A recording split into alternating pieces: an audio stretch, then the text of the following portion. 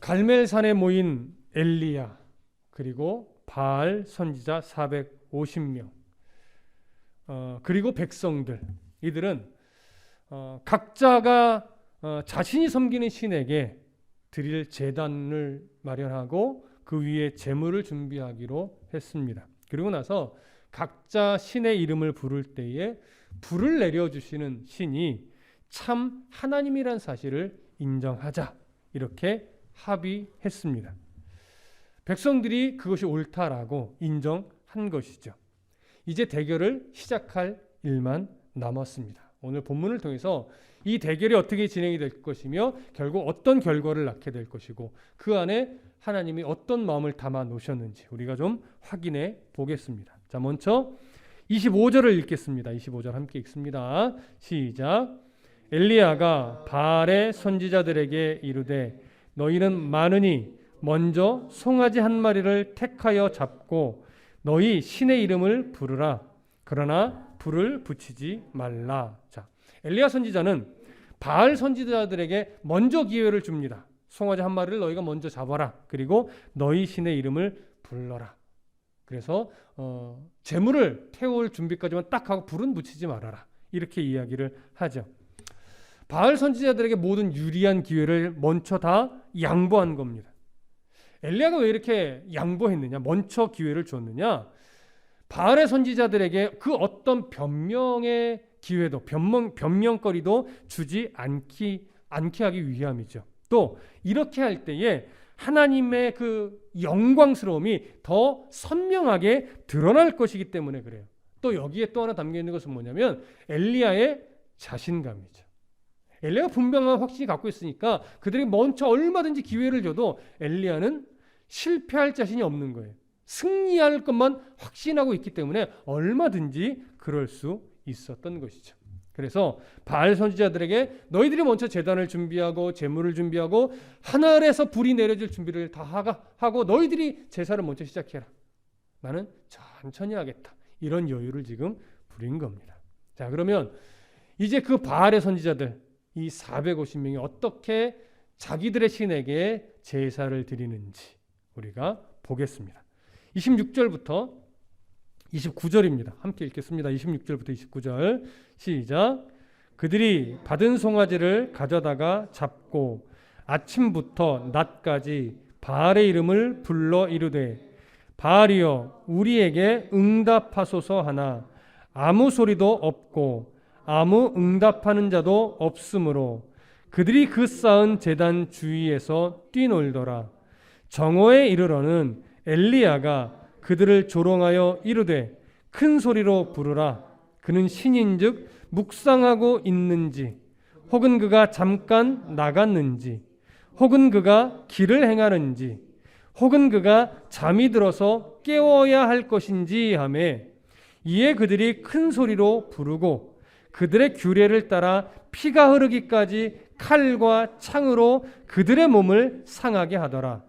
이같이 하여 정오가 지났고 그들이 미친 듯이 떠들어 저녁 소재에 드릴 때까지 이르렀으나 아무 소리도 없고 응답하는 자나 돌아보는 자가 아무도 없더라. 자, 바알의 선지자 450명은 드디어 제물을 다 준비하고 자기들이 섬기는 바알 신이 불을 내려달라고 이제 외치죠. 응답하소서 응답하소서 이렇게 부르짖는 거예요. 나름 이것을 기도라고 표현할 수 있겠죠. 오늘 성경은 이렇게 말합니다. 아침부터 낮까지 바알의 이름을 부르면서 응답해 달라고 소리를 질렀다. 이렇게 기록을 하죠. 여기서 아침부터 낮까지라고 하는 것은 어떤 시간대를 의미하냐면 동이 틀 때부터 동이 튼 직후부터 정오 시간에 이르기까지를 말하는 거예요. 그래서 대략적으로 계산을 해보면 아마 6시간 정도가 될 겁니다. 이 6시간 정도 그들이 계속해서 바알의 이름을 부르면서 응답해 달라고 부르짖은 거예요. 바알이요 결국 뭐예요? 이 제단에 불을 내려주소서 이런 의미죠. 그런데 그렇게 부르짖는데 응답해 달라고 계속해서 부르짖는데 하늘에서 응답이 있어요 없어요? 응답이 없으니까 그들은 부르짖기만 하지 않고 이제 중간부터 무엇을 함께 하냐면 제단 주위에서 뛰노는 일을 해요. 여기서 말하는 뛰논다라고 하는 것은 제단을 뛰어오르기도 하고 제단 위에서 깡충깡충 뛰기도 하고 아주 기묘하고도 이상한 몸짓으로 광란의 춤을 추는 겁니다. 가끔 영화 같은 데서 사이비 집단들이 자기들만의 제단을 해놓고 막 이상한 춤을 추는 거 있죠. 아주 기묘한 그런 모습의 광란의 춤을 추는 거예요. 그렇게 부르짖고 광란의 춤을 어느 시간 동안 한 거예요? 6시간가량 그렇게 한 거예요. 6시간 동안 그런 행위를 했지만 결국 아무런 반응이 없었어요. 그러자 이제 엘리야가 갑자기 툭 튀어나왔답니다. 엘리야가 갑자기 이제 툭 나서서 무엇이라고 그들에게 말하냐면 조롱하듯이 말해요. 너희 신이 못 듣는다. 더 큰 소리로 부르짖어라. 그러면서 말해요. 바알이 지금 뭔가 묵상을 하나 보다. 야, 너희들의 말을 못 듣나 보다. 야, 묵상하느라고 너무 깊이 빠져서. 그러니까 더 큰 소리로 부르짖어야 된다. 아니다. 어쩌면 바알 신이 외출했는지도 모르겠다. 그러니까 외출한 상태에서 너희들의 소리를 들을 수 있도록 더 크게 부르짖어라. 아니면 낮잠을 자는 중일 수도 있겠다. 그러니까 바알을 빨리 깨워야 되니까 더 큰 소리로 부르짖어라. 이런 의미의 조롱을 하는 거죠. 여러분, 엘리야가 왜 이렇게 바알의 선지자들을 조롱한 걸까요? 엘리야가 성격이 좀 급해서는 아니에요. 그가 이렇게 조롱한 이유는 뭐냐면 바알 선지자들이 더 적극적으로 자기들의 신에게 구하도록 하기 위함이에요. 그럼 왜 더 적극적으로 구하도록 조롱했을까요? 그렇게 적극적으로 구하면 구할수록 결국 바알의 무능력함이, 바알의 헛됨이 더 선명하게 드러날 것이기 때문에 그래요. 엘리야 이런 조롱에 바알의 선지자들은 화가 머리끝까지 치솟아 오릅니다. 그래서 저녁 소재 드릴 때까지, 그러니까 대략 유대인 시각으로는 제9시, 오늘날 우리의 시간대로는 오후 3시 정도까지 더 크게 부르짖어요. 그런데 더 크게 부르짖는 것으로 끝났을까요? 아니죠. 오늘 본문에 뭐라고 말합니까? 그들의 규례대로 칼과 창으로 몸을 상하게 하여 피투성이가 됐대요. 여러분, 이 장면을 생각해 보세요. 한두 명이 이렇게 한 게 아니에요. 450명의 이 바알의 선지자라고 부르는 자들이 자기들의 규례, 신이 알려준 규례가 아니고요. 자기들이 이렇게 하면 신이 감동을 해, 이렇게 하면 신이 우리의 기도를 들어줘, 이렇게 자기들이 정한 규례대로 칼을 가지고 몸을 상하게 하는데 450명이 칼로 자기 몸을 해야 하니까 온 450명이 그 바닥이 피로 흥건한 거예요. 여러분, 이건 뭐 놀라운 장면이 아니라 잔인하고 참 이상한 광란의 장면인 거죠. 그런데 이런 행위를 이렇게 하는데도 불구하고 아무런 응답도 없습니다. 당연히 응답이 있을 수가 없죠. 그랬더니 마지막으로 바알의 선지자들이 미친 듯이 떠들었다고 표현해요. 여기서 미친 듯이 떠들었다는 것은 어떤 거냐면 나름 주술적인 어떤 성격을 가지고 광란의 외침을 하는 거예요. 어떻게 보면 일종의 주문일 수도 있고 어떻게 보면 신비한 웅얼거림처럼 보일 거예요. 근데 우리가 볼 때는 정신 나간 것처럼 보이겠죠. 뭐 저렇게 기도를 하는가, 이런 식으로. 그런데 이런 것들이, 이런 행동들이 오후 3시까지 또 서너 시간을 지속한 거예요. 하지만 역시 바알은 아무런 응답도 주지 못합니다. 그들의 제단에는 불이 내려지지 않았죠. 여러분 한번 생각해 보십시오. 처음에 부르짖어요. 큰 소리로 부르짖어요. 그러다가 춤을 추고 그들 나름대로 광란의 춤을 춥니다. 그러다가 몸을 자해를 해요. 더 큰 소리로 부르짖어요. 그러다가 미친 듯 주문을 외우는 이런 신비한 소리까지도 막 내요. 이렇게 이들은 자기들의 신이 자신들의 기도에 응답하게 하기 위해서 그들의 종교적 행위가 점점점 강해지고 점점점 잔인해져요. 그래서 이방 신에게 제사 드리는 행위 중에 가장 잔인한 행위가 뭐였을까요? 오늘 여기서는 드러나지 않았지만 인신제물을 바치는 것. 특히 자기의 자녀를 제물로 신에게 바치는 것이 가장 끄트머리에서 하는 아주 극악한 종교적 행위였어요. 여러분, 이러한 종교적 행위는 기본적으로 어떤 이해 때문에 그러냐면 이방의 신들은요, 사람의 필에 별로 관심이 없다라고 여기던 신관 때문에 그래요. 그래서 그 신의 시선을, 그 신의 귀를 자기들의 외침에 끌어와야 되기 때문에 점점 잔인하고 더 뭔가 신에게 뭔가 이렇게 보여줄 수 있는 이런 행위들을 더 강하게 할 수밖에 없는 거예요.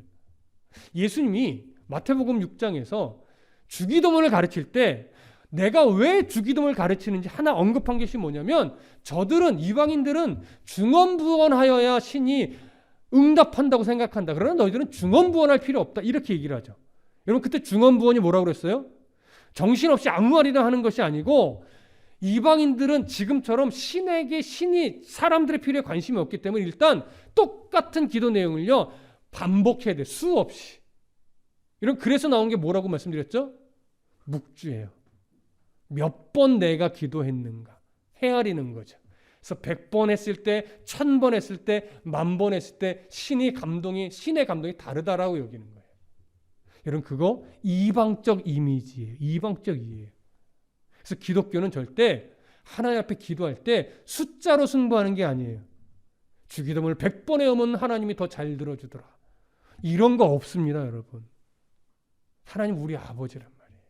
그래서 이방 신들처럼 많이 외쳐야 되는 것도 아니고 크게 외쳐야 되는 것도 아니고 어떤 종교적 행위가 더 커지거나 더 멋있어져야 되거나 이런 것들이 아니라는 거예요. 그런 것들을 예수님이 중언부언하는 기도라고 하면서 그들은 말을 많이 하여야 들을 줄 생각하지만 하나님은 너희 아버지다.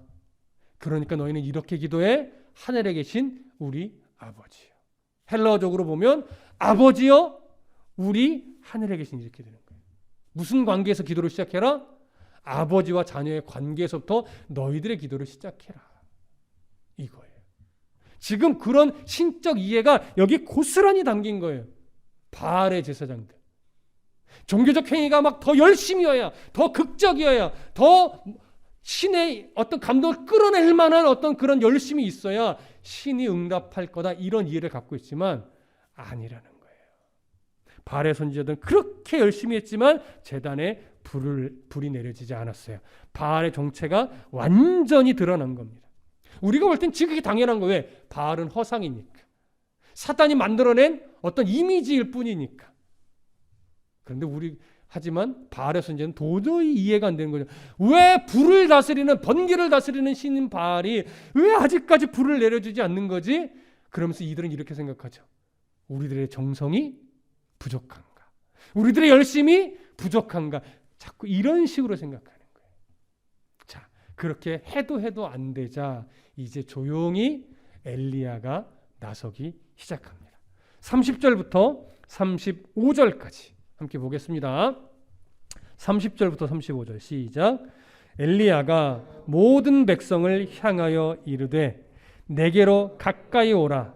백성이 다 그에게 가까이 가매 그가 무너진 여호와의 제단을 수축하되 야곱의 아들들의 지파의 수효를 따라 엘리야가 돌 12개를 취하니 이 야곱은 옛적에 여호와의 말씀이 임하여 이르시기를 네 이름을 이스라엘이라 하리라 하신 자더라.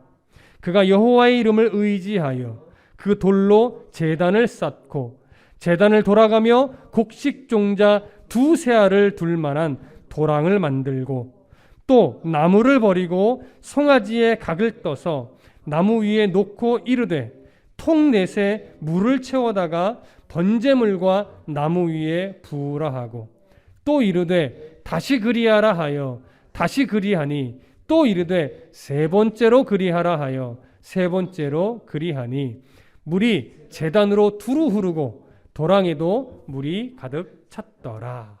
자, 이제 엘리야가 하나님 앞에 이제 제사를 드리려고 준비를 하죠.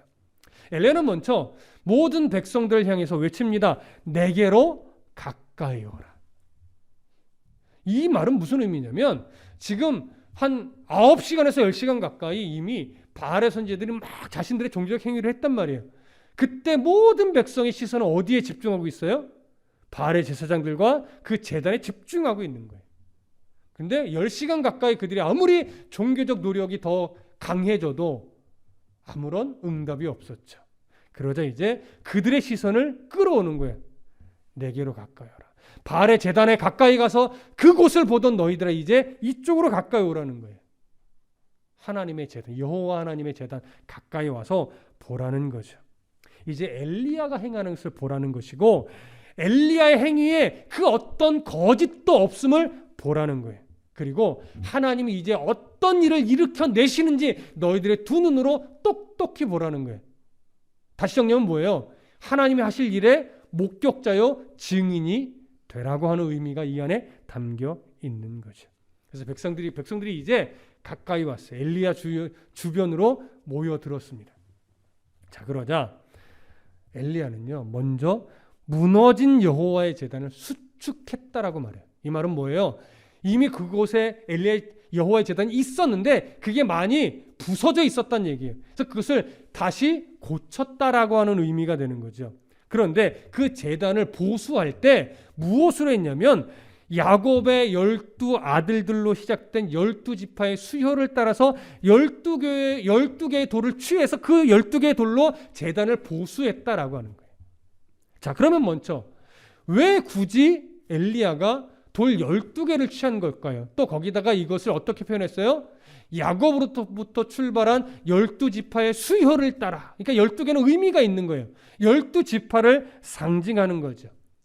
12지파를 상징하는 12개의 돌을 취한 이유가 뭘까? 우리가 생각해 보면 이거죠. 이스라엘을 향한 하나님의 언약이 아직 파괴되거나 버려지지 않고 여전히 그 하나님의 언약이 지속되고 있다. 그러니 이거 아직 뭐가 있다는 거예요? 기회가 있다. 이걸 보여주는 거죠. 또 12지파가 우상 숭배로 완전히 하나님 앞에서 어그러진 짓을 행했지만 다시 12지파가 하나 돼서 여호와 하나님만을 예배해야 된다라고 하는 사실을 보여주기 위해서 그들 앞에서 12개의 돌을 취해서 무너졌던 그 제단을 다시 보수하여 수축한 겁니다. 그럼 여러분, 이 제단이 왜 무너졌던 걸까요? 관리를 안 해서 오래돼서 물론 그럴 수도 있지만 이 제단이 그렇게 무너질 제단은 아닙니다. 거의 분명하게 우리가 생각할 수 있는 것은 아합이 바알 숭배 정책을 막 펼쳐나갈 때 아마도 아마도 아합이 아니면 이세벨이 의도적으로 이 여호와의 제단을 파괴했을 겁니다. 그 제단을 다시 수축한 거예요. 그러면 여기에 또 하나의 의미가 있겠죠. 이렇게 수축한 것은 뭐냐면 하나님께서 무너진 이스라엘을 우상 숭배로 인해 무너진 이스라엘을 하나님이 다시 회복시키고야 말겠다라고 자신의 의지를 이렇게 드러낸 것이죠. 이런 의미까지도 우리가 볼 수 있어야 됩니다. 그렇게 제단을 보수하여 수축한 엘리야는 제단 주위로 도랑을 팝니다. 도랑을 이렇게 물이 이렇게 들어갈 수 있는 그 길을 판 거죠. 그리고 나서 제단에 나무를 쌓고 그 위에 제물이 될 송아지를 올려놓습니다. 그리고 나서 이제 4개의 통에 물을 채웠어요. 물 4통이 생긴 거죠. 그 물 4통에다가 4통을 가지고 어떻게 했냐면 번제물과 그 나무 위에 물을 다 붓게 했어요. 4통의 물을 다 붓게 했어요. 그러니까 나무도 젖고 제물도 젖겠죠. 그렇게 해서 다 보는데 다시금 또 떠오래요. 4통에 또 물을 담아왔어요. 다시 부으래요. 더 흠뻑 젖겠죠. 끝나지 않고 다시 한번 또 담아오래요. 그래서 3번째로 그 4통의 물을 담아와서 또 다시 제단의 제물 위에 물을 부었습니다. 그러니까 제물도 흠뻑 젖고 나무도 흠뻑 젖고 그 제단 주위로 판 도랑에도 물이 다 가득 채워진 거죠. 엘리야가 왜 이런 행위를 했을까요? 인위적으로 사람이 불을 붙이고 싶어도 붙일 수 없는 환경을 만드는 거예요. 그래야 바알의 선지자들이 에이 저거 속임수야 이런 말을 하지 않을 수 있기 때문에 어느 누가 보더라도 이건 사람의 속임수로 불을 붙인 것이 아니라 하나님이 아니면 신이 아니면 불을 붙일 수 없는 그런 상태로 지금 만들어 놓은 겁니다. 종종 이방의 제사장들은요, 불 붙일 자신이 없으니까 그 제물 밑에 불을 붙일 수 있는 어떤 장치를 해놓고서 불이 붙게 딱 만든 다음에 마치 신이 붙게 한 것처럼 이렇게 속이기도 했었대요. 그래서 그런 장치가 없고 절대 사람으로는 불을 붙일 수 없는 상황을 딱 만든 다음에 다 보여주는 거예요. 그래서 지금부터 일어나는 이 일은 인간의 마술로 되어진 것이 아니라 절대적으로 하나님의 능력으로 된 것이다 라고 하는 사실을 보여주려고 한 것이죠. 자, 이해되시죠? 자, 그런 상황을 일단 만들었습니다. 이제 또 성경을 보시죠. 36절과 37절을 읽겠습니다. 36절과 37절 시작. 저녁 소재 드릴 때에 이르러 선지자 엘리야가 나아가서 말하되 아브라함과 이삭과 이스라엘의 하나님 여호와여, 주께서 이스라엘 중에서 하나님이신 것과 내가 주의 종인 것과 내가 주의 말씀대로 이 모든 일을 행하는 것을 오늘 알게 하옵소서. 여호와여, 내게 응답하옵소서. 내게 응답하옵소서. 이 백성에게 주 여호와는 하나님이신 것과 주는 그들의 마음을 되돌이키심을 알게 하옵소서 하매. 엘리야는 바알의 선지자들이 동뜰 때부터 정오를 지나 저녁 소재를 드릴 때까지 대략 오후 3시경까지 자신들의 신에게 충분히 부르짖으며 종교적 행위를 하도록 놔뒀어요. 그 10시간 가까이 되는 시간 동안 엘리야는 아무것도 하지 않고 그냥 지켜만 보았었지. 그러고 나서 이제 엘리야의 차례에 엘리야가 하나님 앞에 제단을 쌓고 제물을 올려놓고 물을 붓고 이제 신에게 간구하는데, 여호와 하나님께 드리는 간구를 보면 바알의 선지자들과는 전혀 달리 어떤 춤도, 어떤 고함도, 어떤 자해적 요소도 전혀 없음을 우리는 알 수 있습니다. 그저 조용히 몇 마디의 진심이 담긴 짧은 기도를 드린 것이 전부예요. 그것이 36절, 37절에 지금 담겨있는 내용인 거죠. 엘리야의 이 기도 내용을 보면 이스라엘 중에서 여호와가 하나님이신 것과 또 엘리야가 하나님의 종인 것과 또 이 모든 일이 하나님의 말씀대로 되는 것임을 백성들이 알 수 있도록 보여달라는 것이었어요. 그거밖에 없어요. 그리고 또 하나 찾자면 뭐예요? 하나님이 불을 내려주시는 것, 이것보다 여호와 하나님이 참 하나님이심을 백성들이 인정하고 마음을 주께로 여호와께로 돌이키게 해달라는 기도를 하고 있죠. 그러니까 막 불을 내려주셔서 이런 기도 하지 않았어요. 이 엘리야는요, 마음에 뭐가 있냐면 불을 내려주시는 건 당연한 거예요. 너무나 쉬운 거예요. 그건 부르짖을 게 안 돼. 엘리야 입장에서는. 그건 당연히 내려주시는 건데, 그 불이 내려진 이후에 백성들이 그것을 보면서 정말로 여호와가 진정한 하나님이라는 걸 인정하고 우상 숭배의 모습을 버리고 여호와 하나님만을 유일한 신으로 섬길 수 있게 해달라. 이것이 그의 간구에 담긴 초점이었어요. 여러분 이해되십니까? 우리들이 신앙의 삶을 살 때 신앙이 이제 점차 잘하잖아요. 연수가 지남에 따라 신앙이 잘해야 되는데, 신앙이 잘할 때 우리가 늘 좀 가슴 깊이 새게 될 것은 뭐냐면, 여전히 우리의 기도는 이 이방인들이 구하는 기도 습관에 계속 머물러 있지는 않는가. 이런 걸 좀 생각해 보실 필요가 있습니다. 세상을 산다는 것이 정말 녹록지 않기 때문에 어떤 문제를 해결해 달라고 또 필요를 채워달라고 하는 기도가 드릴 수 있어요. 그것이 틀렸거나 그렇게 하면 안 된다, 이건 절대 아니에요. 왜? 아버지시니까. 자녀가 아버지에게 필요한 걸 구하는 것은 어떻게 보면 지극히 당연한 거예요. 하지만 때로는요, 조금 더 성숙해지면 또 아버지를 신뢰하면 나를 너무나 잘 아시는 아버지께서 그런 건 알아서 채워주실 걸 믿고 아버지와의 관계에 더 집중하고 아버지를 어떻게 하면 기쁘시게 할 수 있을까, 이런 것을 더 헤아리고 그런 일에 더 초점을 맞추는 것이 더 성숙한 자녀가 되는 것이죠. 그러니까 우리들이 하나님과의 관계에서 기도를 드릴 때도 그렇게 조금 더 성장하고 성숙한 기도로 나아가야 함이 옳은 거예요. 근데 계속해서 어린아이와 같이 필요를 채우기 위한 그런 기도에만 계속 머물러 있다면 아직 믿음이 없다, 불신앙이다 이런 것이 아니라 신앙이 아직 자라지 못한 이런 모습으로 정체되어 있는 신앙일 수도 있으니 이제 이런 말씀들이 교훈이 된다면 조금씩 내 신앙을 돌아보고 나의 기도 내용을 좀 살펴보면서 나는 아직도 필요를 채우는 기도에만 머물러 있는가, 아니면 조금 성장해서 아버지의 마음을 헤아리고 아버지의 마음을 기쁘시게 할 수 있는 그런 삶이 되도록 아버지의 마음을 헤아리는 기도를 우리가 드리는 자녀로 지금 자라고 있는가, 이렇게 점검해 보는 것이 정말 필요할 것입니다. 그래서 중요한 게 뭐냐면, 이제 잘 들으십시오. 엘리야의 기도를 보면서 우리가 조심해야 될 것이 뭐냐면, 엘리야의 이 기도, 불의 응답을 받게 된 이 기도를 통해서 이것이 엘리야의 기도 응답의 결과다, 이렇게 보는 거 조심하셔야 돼요. 무슨 말인지 한번 성경을 보고 말씀을 나눌게요. 38절과 39절을 읽겠습니다. 38절 39절 시작. 이에 여호와의 불이 내려서 번제물과 나무와 돌과 흙을 태우고 또 도랑의 물을 핥은지라 모든 백성이 보고 엎드려 말하되 여호와 그는 하나님이시로다, 여호와 그는 하나님이시로다 하니. 자, 결국 엘리야의 기도를 통해 하늘에서 하나님이 뭘 내려주셨어요?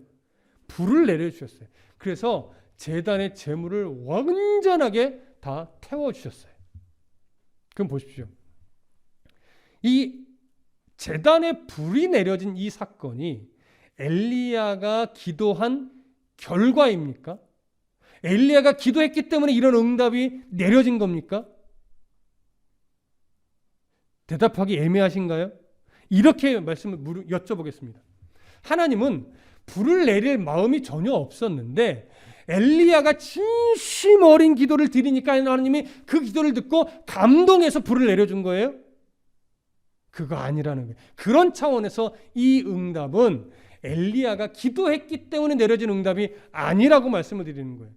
다시 정리하면 이거죠. 하나님은 이미 불을 내리실 작정을 하고 있었어요. 근데 그 응답을 누구를 통해서 하려고 하신 거예요? 엘리야가 기도하게 이끌어내시고 엘리야의 기도를 통해서 하나님이 불을 내려주신 것뿐이지, 불을 내려줄 마음이 전혀 없는데 엘리야가 진심으로 기도하니까 하나님이 감동해서 불을 내려준 것은 아니다라고 하는 거예요. 이게 왜 중요하냐? 여러분, 우리가 삶을 살아나가면서 하나님 앞에 기도하는 것은 마땅한데 종종 우리가 어떤 실수를 하냐면, 하나님은 우리의 응답에, 우리의 필요에 관심이 전혀 없는 분이고, 그런데 나는 뭔가 문제가 있고 나는 뭔가 필요가 있어요. 그래서 하나님 앞에 간절히 구하면, 열심으로 구하면, 금식해서 구하면, 기도원에 들어가서 구하면 하나님이 응답해 주겠지, 이렇게 생각해요. 여러분, 이게 우리에게 굉장히 큰 미혹 중에 하나예요. 여러분, 그렇게 기도하는 게 틀린 게 아니에요. 그런데 문제는 출발점이 잘못됐어요. 마치 하나님이 나의 필요에 관심이 없는 하나님인 것처럼 생각을 하고, 어떻게든지 하나님을 감동시키고 하나님의 마음을 끌어당겨서 내가 응답을 받아야지, 문제를 해결해야지, 필요를 채워야지, 이렇게 여기고 기도원에 들어간다면, 그렇게 여기고 금식을 한다면 우리는 하나님을 이방신처럼 대우하는 거예요. 무슨 말씀인지 아세요? 여러분, 기도할 수밖에 없는 상황이 생길 때 우리가 조금 더 성숙해졌다면 이제 어떻게 생각해야 되냐면, 하나님이 내게 기도하게 만드시는 거예요. 하나님이 내게 원하시는 기도의 내용이 있나 보구나. 하나님이 내게 원하시는 삶의 순종이 있나 보구나. 그래서 내게 이런 상황을 통해 기도하게 하시고, 이런 문제를 통해 기도하게 하시고, 이런 필요를 앞에 두고 내게 기도하게 하시는구나. 여러분, 이렇게 생각하셔야 돼요. 그러면 우리가 어떤 고민을 하게 되냐면, 하나님, 그러면 내가 이런 상황 속에서 하나님 앞에 어떻게 기도해야 될까요? 이런 문제 앞에 내가 어떻게 기도해야 될까요? 이런 필요 앞에서 내가 어떻게 기도하는 것이 바른 기도이며 하나님 마음에 합한 기도일까요? 여러분, 이렇게 생각하셔야 돼요. 이게 쉽지는 않아요, 여러분. 정말 힘겨운 상황에 딱 놓였을 때 문제만 보이잖아요. 그러니까 하나님 어떻게 기도해야 될까 이런 생각은 못하는 게 당연하지만 조금씩 우리가 정신을 차리고 조금씩 말씀 앞에 성숙해질 때요, 상황 앞에, 문제 앞에, 필요 앞에 그것만 바라보고 기도하는 성도가 아니라 왜 이 문제를 내가 당하도록 놔두셨을까? 내게 왜 이런 필요가 생기도록 하셨을까? 왜 이런 상황에 내가 놓이게 됐을까? 그러면 내가 어떻게 기도해야 되지? 내가 어떤 하나님을 바라봐야 되지? 하나님은 어떤 기도를 드리기 원하실까? 어떻게 내가 다듬어지고 어떻게 순종되기를 원하실까? 이렇게 생각하며 하나님께 집중하여 기도를 드릴 수 있어야 돼요. 이게 성숙한 기도예요. 이게 올바른 기도예요. 이게 성장하는 기도예요. 엘리야가 지금 그런 기도를 드려낸 거예요. 불을 주세요가 아니라 불은 하나님이 당연히 주시는 거고, 하나님께서 작정하신 그 불을 나의 기도를 통해서 내려주셨을 때 하나님, 저 백성들이 하나님을 만나도록, 저 백성들이 우상을 버리고 하나님을 섬길 수 있도록, 자기가 하나님의 종인 것과 하나님이 이 불을 내리신 전능하신 하나님이라는 걸 그들이 보게 해주십시오. 하나님이 듣고자 했던 기도를 엘리야가 드린 거예요. 그래서 원하시는 기도를 받으시고 작정하셨던 불을 내려주신 것 뿐이란 말이에요. 근데 우리는 이런 상황을 딱 보면, 아, 엘리야도 저렇게 기도하니까 불의 응답을 받았구나, 그럼 나도 이렇게 기도해서 응답을 받아내야지, 이렇게 생각한단 말이에요. 성경을 잘못 보는 거예요. 성경을 내 중심으로 보니까 자꾸 그런 식으로 이해를 해버리는 거예요. 엘리야의 기도는 절대 불의 응답을 받기 위해 기도한 것이 아니에요, 여러분. 잘 보셔야 돼요. 엘리야는 불을 내려주시는 건 지극히 당연한 일이고 하나님이 이미 작정하신 일이라는 걸 알고 있었어요. 그래서 불을 내려주셨을 때 저 백성들이 그것을 보고 어떻게 바뀌어야 될지, 어떻게 새로워져야 될지 그 부분을 놓고 기도하는 거예요. 우리가 그렇게 자라야 합니다. 여러분, 오늘 본문 40절로 다시 이제 갑니다. 40절 함께 읽습니다. 시작. 엘리야가 그들에게 이르되 바알의 선지자를 잡되 그들 중 하나도 도망하지 못하게 하라 하매 곧 잡은지라. 엘리야가 그들을 기손 시내로 내려다가 거기서 죽이니라. 자, 하나님이 불을 내려주시자 이스라엘 백성들이 거기서 다 같이 외쳤어요. 여호와 그는 하나님이시로다. 하나님이 원하셨던 응답이긴 해요. 원하셨던 반응이기는 해요. 그렇죠? 그랬더니 이제 엘리야가 외칩니다. 바알의 선지자 400명을 다 붙잡아라. 그러면서 기손 시내로 데리고 가서 거기서 다 처형을 해버립니다. 여러분, 처음부터 바알의 선지자를 죽이겠다고 말한 적은 없어요.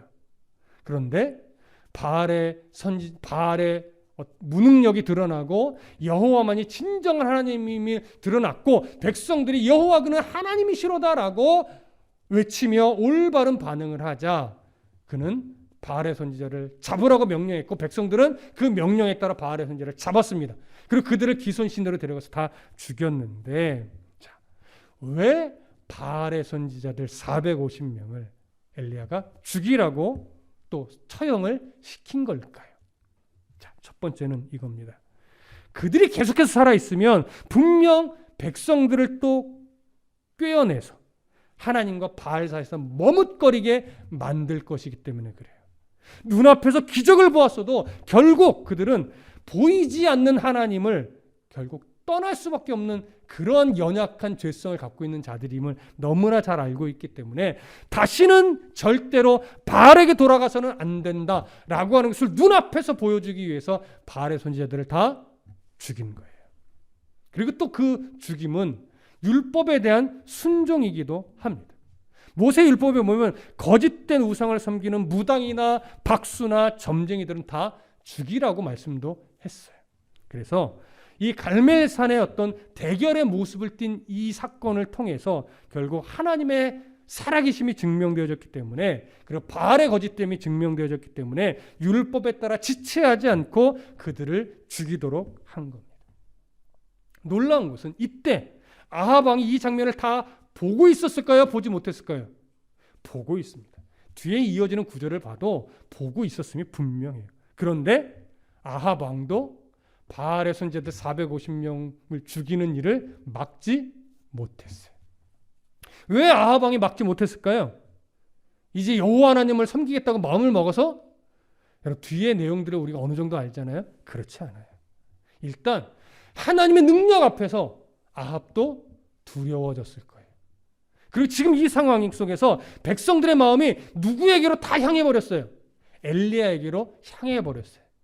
그런데 백성들이 바알의 선지자를 다 잡고 죽이려고 하고 있는데 그걸 막아선다면 백성들과 아합 왕 사이에는 균열이 생길 거예요. 그것이 두려웠던 거죠. 그래서 그 당시에는 아합 왕이 그것을 막지 못했습니다. 자, 이쯤 되면 우리가 어떤 기대를 하게 되냐면, 이제부터 북이스라엘의 아합과 백성들이 이제는 우상 숭배를 떠나서 여호와 하나님만을 유일하신 신으로 섬기는 백성이 되겠지라고 하는 기대를 갖게 돼요. 그런데 이후의 내용도 우리가 이제 나중에 살펴보게 되겠지만, 이후의 내용들을 쭉 살펴보다 보면 북이스라엘 백성들이 하나님만을 유일한 신으로 섬기는 모습이 거의 나타나지 않아요. 이 이후에도. 이후에 어떤 사건이 있습니까? 이 상황을 누가 들어요? 아합이요. 쪼르르 자기 부인 이세벨에게 가서 이 얘기를 해요. 이런 상황이 벌어졌다. 근데 이세벨이 화가 머리끝까지 올라와서 공개적으로 선포를 합니다. 엘리야, 너 내가 잡아 죽일 거야. 그랬더니 엘리야가 어떻게 해요? 뭐? 네가 날 잡아 죽인다고? 하나님이 바알의 선지자를 이기게 했어, 나를. 해볼 테면 해봐. 이렇게 나왔으면 참 좋았을 텐데 엘리야가 두려움에 빠져요. 그래서 광야로 도망가요. 그래서 하나님이 그 걸음을 인도해서 세미한 음성으로 그를 불러내어 다시 사명을 여서 다시 내보내시는 장면이 나타난단 말이에요. 엘리야가 그렇게 두려움에 빠져버렸어요. 이세벨의 한마디에. 백성들이 여전히 누구를 섬겨요? 바알의 손아귀에서 벗어나지 못하고 있어요. 얼마나 어처구니가 없습니까? 갈멜의 사건이요, 이스라엘 백성들을 하나님을 섬기는 자리로 인도해내지 못했어요. 사실은 왜 그런 걸까요? 하나님을 높였고 바알의 선지자들까지 죽였는데, 그래서 지금 당장은 여호와 하나님을 섬길 것처럼 나왔단 말이에요. 근데 끝내 여호와 하나님을 제대로 섬겨내지 못했어요. 이 당시 잠깐은 섬겼을 수 있지만 그 자리로 끝내 온전히 가지 못했어요. 여러분, 왠지 아십니까? 엘리야가 처음에 우려했던 것 때문에 그래요. 그들은 지금 바알의 선지자들을 죽이고 여호와 하나님을 선택했을 때 여호와 그는 하나님이시로다라고 하는 이 말이요, 유일하신 하나님으로서 인정하며 전심을 다한 신앙 고백으로 말한 게 아니에요. 바알보다 강한 신이셨구나. 이제는 그러면 바알보다 더 풍요롭게 해주시겠구나. 바알보다 더 풍성하게 비를 내려주시고 더 풍요롭게 농사가 되게 해주시고 우리에게 더 놀라운 복을 주시겠구나. 이런 기대로 하나님을 선택한 거예요. 그러니까 바알을 대하듯 여호와 하나님을 대한 거예요. 여러분, 이게 무슨 느낌인지 이해되십니까? 그렇게 선택을 하니까 그들에게 있어서 여호와 하나님은요, 바알이 준다고 여기던 풍요를 여호와 하나님께로 옮겨간 것뿐이 없는 거예요. 자기들의 여전히 종교적 감성이 바알로부터 채웠던 종교적 감성을 이제 누구에게 기대하는 거예요? 여호와 하나님께 기대하고 있는 거예요. 그러니까 그들이 지금 이스라엘의 하나님 여호와 하나님을 높였음에도 불구하고 점차 여호와 하나님이 그런 식의 체험을 주시는 분이 아니거든요. 그런 식의 풍요를 주시는 분이 아니거든요. 그러니까 그들은 또 그런 하나님에게 실망하여 누구에게로 가버려요? 바알에게로 가버립니다. 다시 우상숭배로 가게 되는 거예요. 오늘날 우리들의 모습 속에 이런 식으로 하나님을 대하는 모습이 전혀 없다라고 말할 여러분 자신이 있으십니까? 많이 포장되어 있었고 많이 드러나지 않았을 뿐이지 우리들의 중심을 잘 들어가 보면 나도 모르게 유일하신 하나님, 우리 여호와 하나님을 마치 다른 이방 신들보다 더 센 신처럼 여기고, 다른 이방 신들이 주지 못하는 풍요를 주고 이방 신들이 주지 못하는 평안을 주면서 그런 신들보다 그냥 센 신처럼, 더 큰 신처럼만 여기는 실수를 벌일 때가 있다고요. 우리가 믿는 하나님은 다른 이방의 신들보다 센 신이 아니라 유일하신 신이에요. 모든 역사의 주인이시고 생명의 주권자이시고 모든 만물을 섭리하시는데 사람의 필요를 따라 섭리하시는 분이 아니고요. 하나님 자신의 선하시고 깊고 넓으신 그 뜻대로 섭리하시는 분이에요. 근데 우리는 자꾸 그 하나님을 이런 하나님이 되어 주소서라고 우리가 자꾸 그리고 만들고 요구해요. 하나님은 이런 하나님이셔야 됩니다. 하나님은 내게 있어서 이런 분이어야만 합니다. 이런 하나님이 아니면 내게 필요가 없어요. 라는 식의 태도를 보일 때가 의외로 많단 말이죠. 내가 기대하는 하나님을 만들려고 하시면 안 돼요. 하나님의 기대하심에 내가 다듬어지고 하나님의 기대하심대로 내가 만들어져 가야 돼요. 순종되어져 가야 돼요. 그럴 때 정말 하나님이 기뻐하시는 성도로 세워지는 것이고 다듬어지는 겁니다. 이제 우리가 결심하고 늘 각오해야 되는 것이 뭐냐? 내가 원하는 하나님을 만들려고 하지 말자. 내 필요를 채워주시는 하나님으로 되어 달라고 간구하지 말자. 하나님이 나를, 하나님의 필요에 나를 써달라고, 하나님이 원하심에 내가 합당한 자로 만들어지게 해달라고. 그렇게 하나님이 주인 되시고 그 하나님 아래에서 올바른 내가 되어질 수 있도록 기도하시고 훈련되어 주시고 그런 하나님을 바르게 섬기며 나아갈 수 있기를 간절히 소망하고 축복합니다. 기도하겠습니다.